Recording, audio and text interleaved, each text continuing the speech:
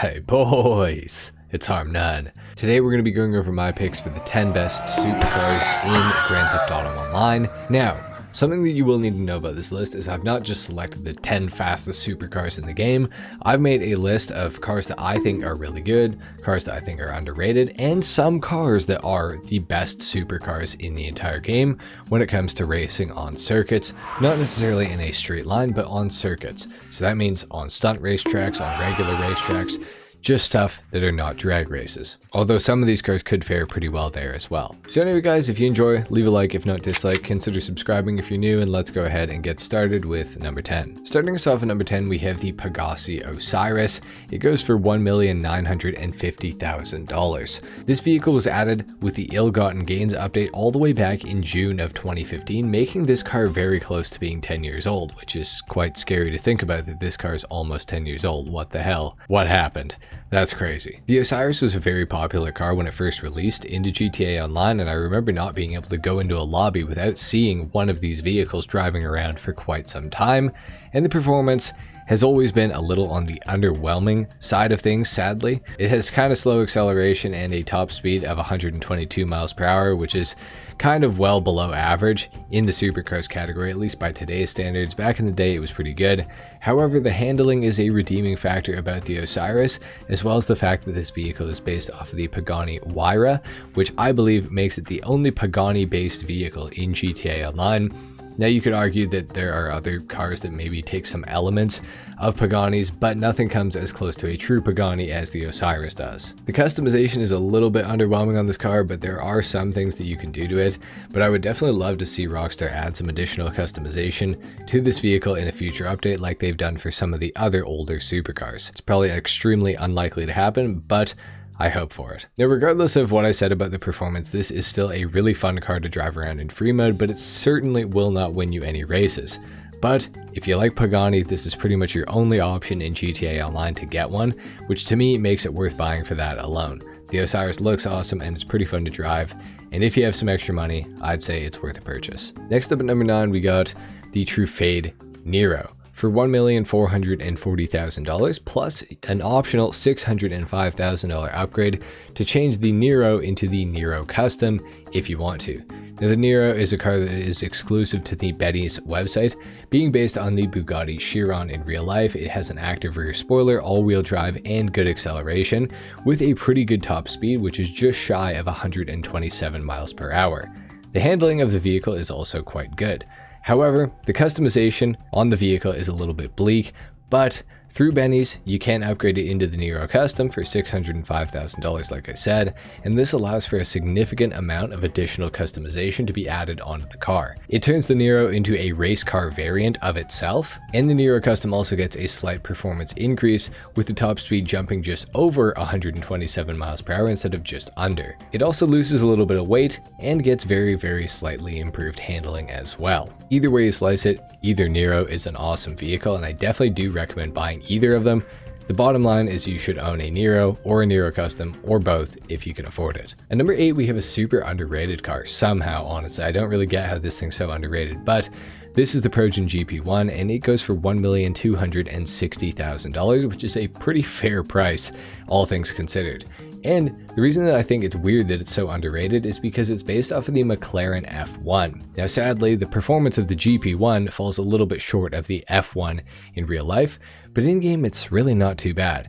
With a top speed just below 124 miles per hour, it is on the slower side of things as far as top speed goes. However, the GP1's handling and acceleration as well as launch are absolutely fantastic despite the car being rear-wheel drive. This thing actually launches like it is all-wheel drive, to be honest, and I think it's largely due to the extremely fat rear tires that are on this vehicle. And something that I personally love about the GP1 is the fitment. The wheels poke out ever so slightly past the fender lines, and it gives the car a really aggressive look that a lot of cars are kind of missing in GTA in my opinion. The customization for this thing is also pretty awesome.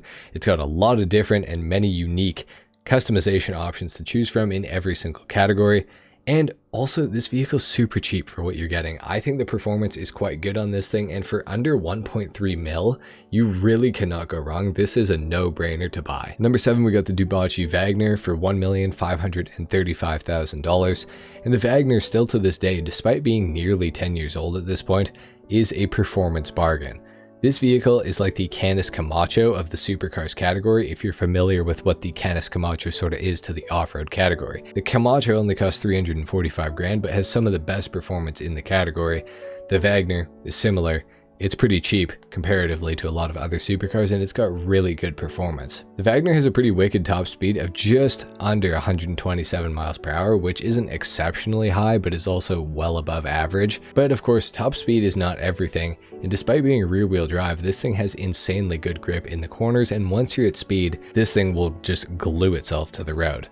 And this is largely due to the vehicle's lightweight and huge amount of downforce, and it is just phenomenal in the corners. The customization side of the vehicle leaves a little bit to be desired, but there is enough that you can still satisfy yourself with it. It's got a few things that you can change up on the car, and overall it is a really cool looking car to begin with, so that does kind of help with the lack of customization. This is one I would definitely recommend looking into at the very least and consider picking up. At number 6, we got the Progen Emirus for $2,750,000.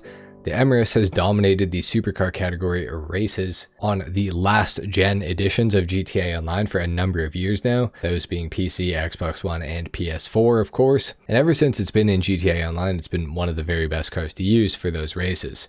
It is rear-wheel drive and quite lightweight with a decent amount of downforce, albeit not enough downforce to keep it from spinning out at low or high speed, but enough to keep it fairly stable and in check most of the time. It also has really good acceleration, but is fairly slow off the line.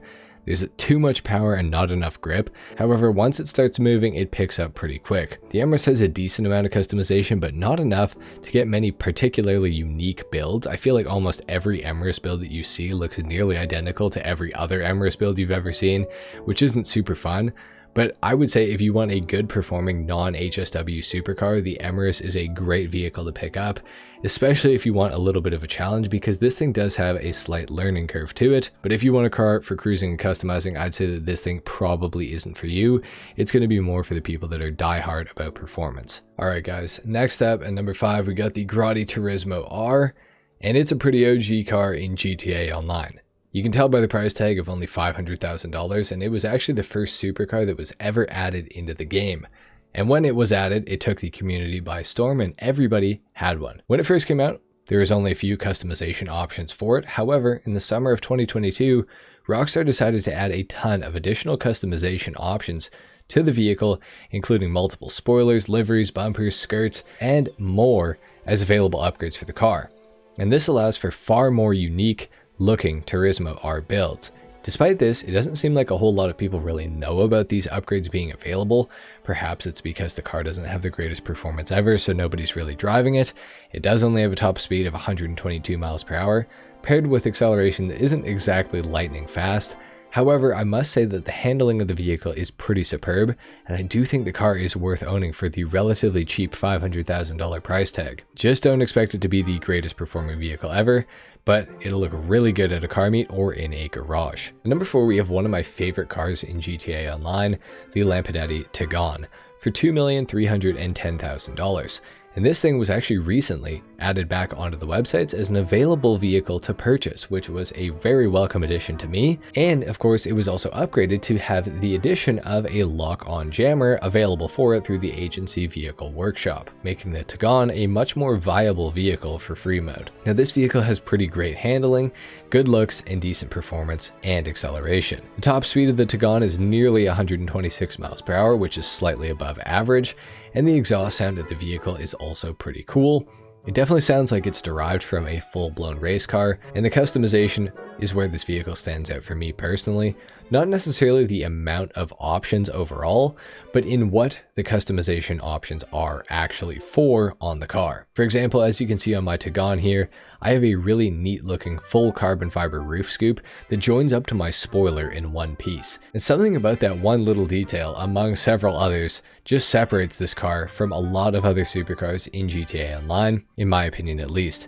even ones that have better performance. This vehicle does remind me a lot of a Pagani, however I do believe it's actually based on a De Tomaso, I'm not really sure how you say that, I'm not Italian, so let me know in the comment section down below. But this is a car that I would definitely recommend picking up, and I actually think it is a really good one, especially now that it has the lock-on jammer available for it. At number 3, we got the Ocelot XA21 for $2,375,000, and of course, this thing is pretty infamous. Widely regarded as the best sounding supercar in GTA Online, this thing definitely is a fan favorite. It definitely sounds really good, shares the exhaust sound with the Lampadati Komoda and the Ocelot Jugular, as well as a bunch of other cars, but the XA21 was removed from the websites as a purchasable vehicle back in the summer of 2023, but was added back onto the websites with the release of the Agents of Sabotage DLC back in December. Alongside its re-release, it was also made to be fitted with the missile lock-on jammer, as similarly to the Lampadati Tigane. The XA21 though is all-wheel drive, which makes it much quicker off the line,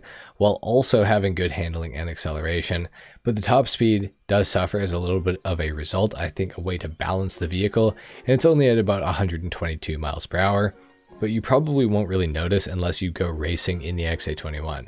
But the vehicle has a pretty good amount of customization, and I'd say my favorite feature of the car is the active rear spoiler, which comes up when you hit about 60 miles per hour. I think it's a very cool touch, however the downside is that there is no replacement spoiler options for the vehicle, so what you see is what you get. At number 2, we got the Benefactor LM87 for $2,910,000. And the LM87 is a phenomenal car on all platforms, however it is exceptionally good on PC in particular. The reason for this is because of a speed glitch that is dependent on having high FPS, but you can also increase how effective the speed glitch is by shooting the front bumper of the vehicle and making it swing side to side. If you've done this, the LM87 will gain an extreme amount of speed to go along with the crazy downforce that the car already has, which gives it exceptional grip in the corners, even at almost unthinkable speeds. The acceleration is pretty good, and the official top speed is only about 128 miles per hour, but with the speed glitch active, this thing will definitely see closer to 200 miles per hour, at least on PC. Probably not on Xbox One or PS4, just for the record. So if you want this vehicle, but you play on console, you may want to think about getting something else. But this vehicle does have a lot of racing themed customization, which is pretty cool, and of course it's on a race car, so it does make sense. And additionally, it is a one-seater, so if you play with friends often, you may want to consider another vehicle as well.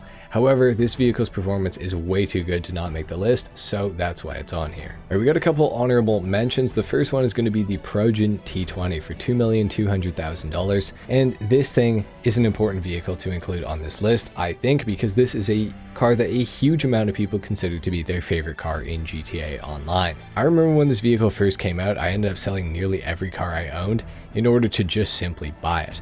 It was the first car in GTA Online that had an active rear spoiler on it, and additionally it was based off the McLaren P1, which the community was extremely starved for at the time and was an extremely popular car.